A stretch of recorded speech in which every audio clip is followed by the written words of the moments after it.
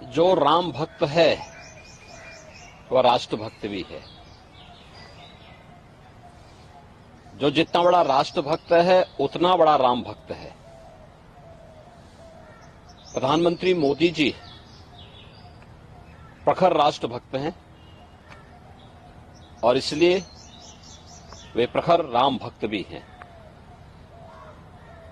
500 वर्षों का इंतजार समाप्त करके अयोध्या धाम में रामलला फिर से विराजमान हो गए। अयोध्या की कायाकल्प हो गई। ये सब मोदी जी के नेतृत्व में, उनके मार्गदर्शन में ही संभव हो पाया। स्वाभाविक रूप से आज जो नई अयोध्या है, ये नई अयोध्या एक नई गाथा को हम सबके सामने भी प्रस्तुत करती है। और कल प्रधानमंत्री मोदी जी की अयोध्या में उपस्थिति पूरी दुनिया और पूरे देश के राम भक्तों को अभिभूत कर रही थी और इसलिए पूरी अयोध्या वहां उमड़ी थी। लाखों की संख्या में श्रद्धालु जन थे, राम भक्त थे। वे सभी मोदी जी के अभिनंदन के लिए, स्वागत के लिए उत्सुक थे और 1 लाख से ऊपर देश के भी अलग अलग कोनों से आए हुए श्रद्धालु जन, वे भी मोदी जी का घंटों इंतजार करते किए और फिर मोदी जी का उन्होंने स्वागत किया।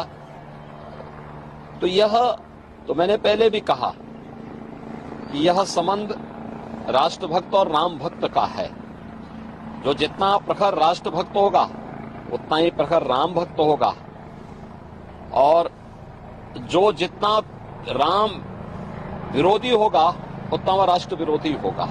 कांग्रेस का यह आचरण जो उसके द्वारा लगातार राम भक्तों का अपमान करके मर्यादा पुरुषोत्तम प्रभु श्री राम के बारे में इससे पहले भी कांग्रेस ने जिस प्रकार की टिप्पणियां की थी, उन सभी टिप्पणियों को ध्यान में रख करके अगर हम देखें तो उसका यह आचरण दिखाता है कि यह वास्तव में न केवल राम भक्तों का अपमान कर रहे हैं बल्कि हमारे सनातन राष्ट्र का भी अपमान कर रहे हैं। और कांग्रेस ने कभी कोई ऐसा अवसर नहीं छोड़ा, कांग्रेस हो या समाजवादी पार्टी, जब उन्होंने देश के अंदर या दुनिया के अंदर भारत को अपमानित न कराया हो, भारत की सनातन परंपरा, आत्मा भारत के सनातन धर्म को गाली न दी हो। एनडी गठबंधन का ये कैरेक्टर है कि वह भारत की आत्मा सनातन धर्म को गाली देते हैं।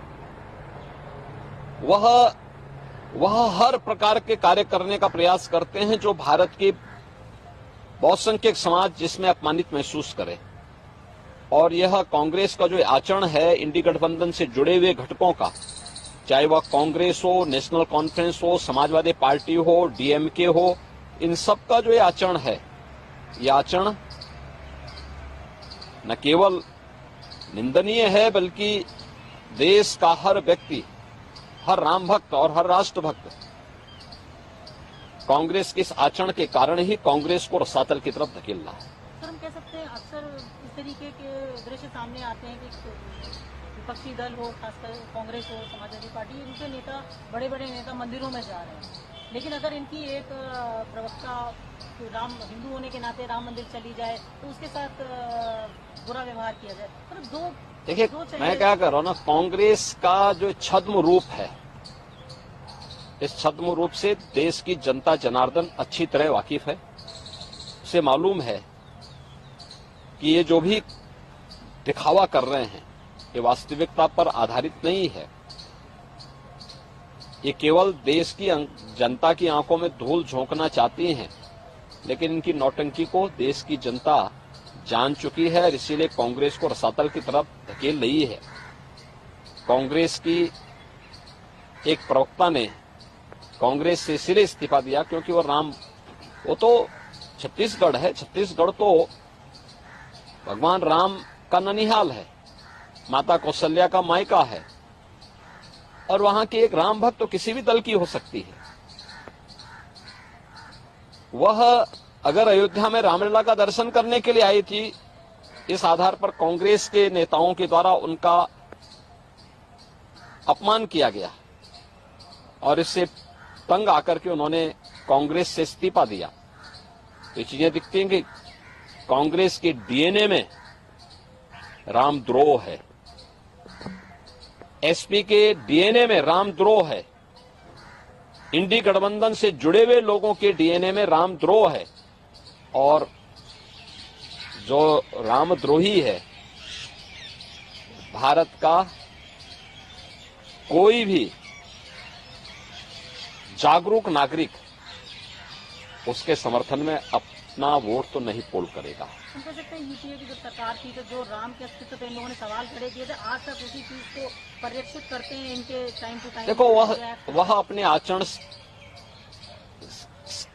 से मजबूर हैं और हम तो राम भक्तों से और भारत के समस्त नागरिकों से यही अपील करेंगे कि जाके प्रिय न राम वैदेही तजिए ताहि कोटि बैरी सम यद्यपि परम स्नेही। कितना भी आपका वह स्नेही क्यों न हो, अगर वह राम विरोधी आचरण कर रहा है तो मान के चलिए वो राष्ट्र विरोधी आचरण भी कर रहा है, और इसलिए उसको कितना भी प्रिय क्यों न हो, उसको कोटि बैरी की तरह उसको त्याग दीजिए।